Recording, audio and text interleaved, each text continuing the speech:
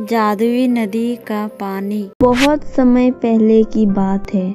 बेलापुर नामक गांव में रानी और सोहन दो भाई बहन अपनी सौतेली माँ कमला और सौतेली बहन काजल के साथ रहते थे। रानी दिखने में बहुत ही सुंदर थी, वहीं काजल ना तो दिखने में अच्छी थी ना तो उसका व्यवहार अच्छी थी। काजल अपनी सौतेली बहन रानी और भाई सोहन रानी पर बहुत अत्याचार करती थी। वह घर के सारे काम करवाती थी। वहीं कमला के पास एक जादुई कटोरी थी। एक दिन रानी और सोहन रात में घर से भाग जाती है, तब कमला अपनी जादुई कटोरे में देखती है। हे जादुई कटोरे, चल मुझे दिखा दे, दोनों भाई बहन कहाँ पर हैं? तभी कमला को जादुई कटोरे से दोनों भाई बहन जंगल में सोते हुए दिखाई देते हैं। तभी कमला बोलती है, चलो अच्छा हुआ दोनों खुद ब खुद जंगल में चले गए, जंगली जानवर का शिकार होंगे। चल मेरा जादू दिखा कमाल, अगर ये दोनों किसी भी नदी का पानी पिए तो वे जानवर में बदल जाएंगे।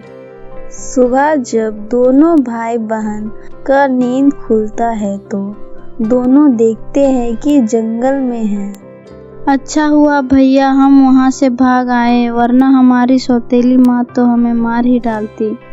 हाँ बहन, तुम सही बोल रही हो, अब यहीं रहेंगे हम। फिर दोनों भाई बहन उस जंगल में घूमने लगते हैं। चलते चलते सोहन को एक नदी दिखाई देता है और वो उस नदी का पानी पीने के लिए आगे बढ़ता है। तभी एक आवाज आता है, ए लड़का रुक जाओ, अगर तुमने इस नदी का पानी पिया तो तुम एक जानवर में बदल जाओगे। भैया मेरा दिल बहुत घबरा रहा है, आप इस नदी का पानी मत पीना। ठीक है बहन। इतना बोलकर दोनों आगे बढ़ते हैं। काफी दूर चलने के बाद उन दोनों भाई बहन को कोई नदी या तालाब नहीं दिखाई देता है। सोहन को बहुत तेज प्यास लगता था, तभी उसे एक नदी और दिखाई देता है। बहन, मुझे बहुत तेज से प्यास लगा है, मैं अब बिना पानी पिए नहीं रह सकता हूँ। मैं इस नदी का पानी पीने जा रहा हूँ। तभी फिर नदी से आवाज आता है, रुक जा बालक, अगर तुमने इस नदी का पानी पिया तो तुम जानवर में बदल जाओगे। सोहन नदी का बात नहीं सुनता है और वो उस नदी का पानी पी लेता है। सोहन पानी पीते ही वो हिरन में बदल जाता है। यह देखकर रानी बोलती है, भैया ये आपको क्या हो गया भैया? मुझे माफ कर दो बहन, मैंने नदी का बात नहीं सुना और मैंने पानी पी लिया। कोई बात नहीं है भैया, लेकिन मुझे बहुत डर लग रहा है, कहीं आपको इस जंगल के जंगली जानवर आपको नुकसान ना पहुंचा दे, आप मेरे साथ ही रहना। तभी रानी की नजर जंगल में बनी एक झोपड़ी पर जाती है। रानी अपनी भैया यानी कि हिरन के साथ झोपड़ी में जाती है, लेकिन वहां पर कोई भी नहीं था। तो वो उस झोपड़ी की साफ सफाई करके वो उसी झोपड़ी में रहने लगती है। आप यहीं रुकिए, मैं आपके और अपने लिए जंगल से कुछ खाने के लिए लेके आती हूँ। इतना बोलते ही रानी जंगल की ओर जाने लगती है। तभी रानी को एक फल का पेड़ दिखाई देता है। तभी रानी जाती है और फल को तोड़ने लगती है। तभी उधर से एक राजकुमार जा रहा था। तभी उसका नजर अचानक से रानी पर जाता है। रानी को देखते ही उस पर मोहित हो जाता है और रानी के पास जाकर बोलता है, हे सुंदरी, तुम कौन हो और इस घने जंगल में तुम क्या कर रही हो? फिर रानी राजकुमार को सारा बात बताती है। ये सुनकर राजकुमार को दया आ जाता है और बोलता है, रानी तुम बहुत सुंदर हो, जैसे कोई स्वर्ग की परी हो। तुम्हारा इस तरह जंगल में रहना ठीक नहीं है। आप कहना क्या चाहते हैं राजकुमार? यही कि मुझे आपसे प्रेम हो गया है। क्या आप मुझसे शादी करोगी? ठीक है राजकुमार, पास ही मेरी झोपड़ी है, आप वहाँ चलिए, मैं अपने भैया से पूछकर आपको बताती हूँ। फिर रानी अपने भाई सोहन को वो सारी बातें बताने लगती है। सोहन ये सारी बात सुनकर खुशी से अपना सिर हिलाते हुए हाँ बोलता है और वो राजकुमार से बोलता है, ये तो हमारे लिए बहुत खुशी की बात है कि आप मेरी बहन रानी से शादी करना चाहते हैं। इससे बढ़कर खुशी और क्या हो सकती है। हमें ये रिश्ता मंजूर है। राजकुमार ये बात सुनकर खुश हो जाते हैं और अपने साथ दोनों भाई बहन को अपने महल में ले आता है और बड़े धूमधाम से राजकुमार और रानी की शादी हो जाता है। सभी खुशी खुशी रहने लगते हैं। तभी इधर से कमला अपने जादुई कटोरी से रानी और सोहन के बारे पता लगाने लगती है। तभी कमला को रानी को राजकुमारी बने दिख जाता है और उसका भाई सोहन को हिरन बना हुआ जो रानी के बगीचे में हरी हरी घास खा रहा था। एक क्या रानी तो राजकुमारी बन गई है? ऐसा नहीं हो सकता, मैं ऐसा नहीं होने दूंगी।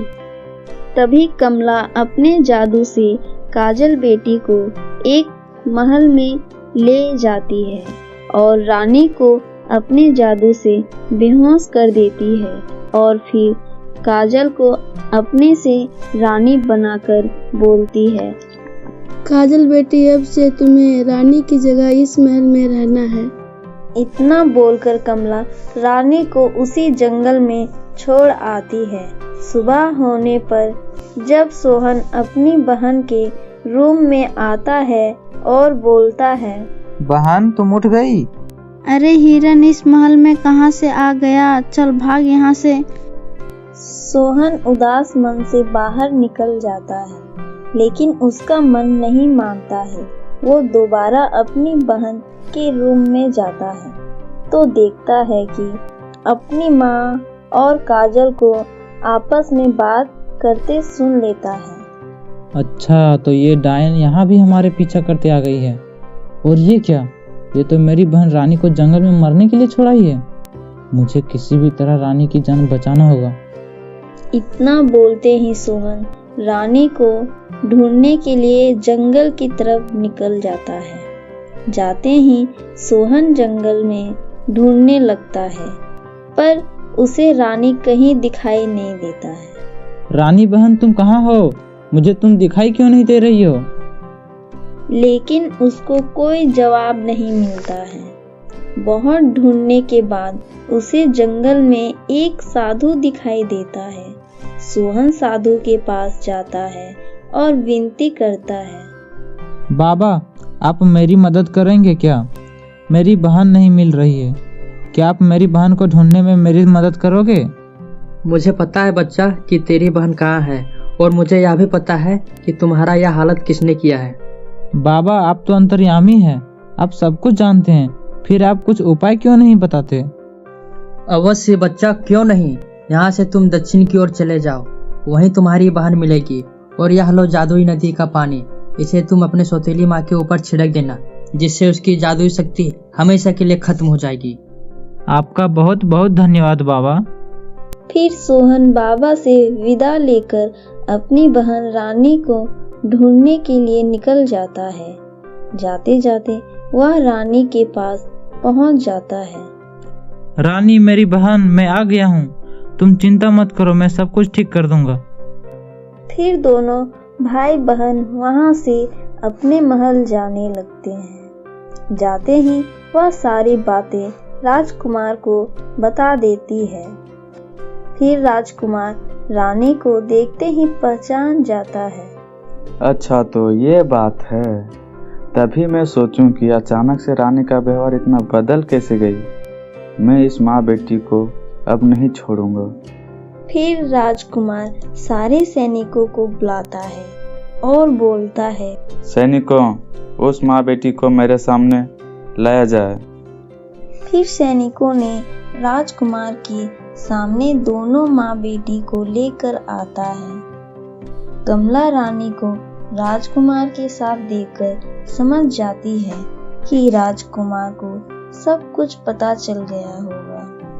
तुम क्या मुझे सजा दोगे? सजा तो मैं तुम लोग को दूंगी।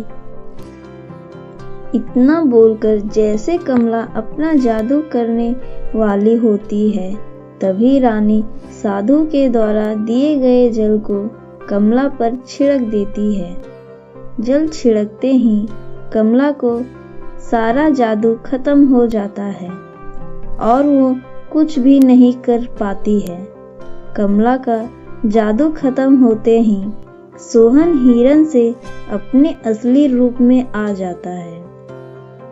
उसके बाद राजकुमार अपने सैनिक से बोलकर उन दोनों माँ बेटी को एक कमरा में बंद करवा देता है। उन दोनों माँ बेटी को अपने किए की सजा मिल जाती है। फिर सभी खुशी खुशी रहने लगते हैं।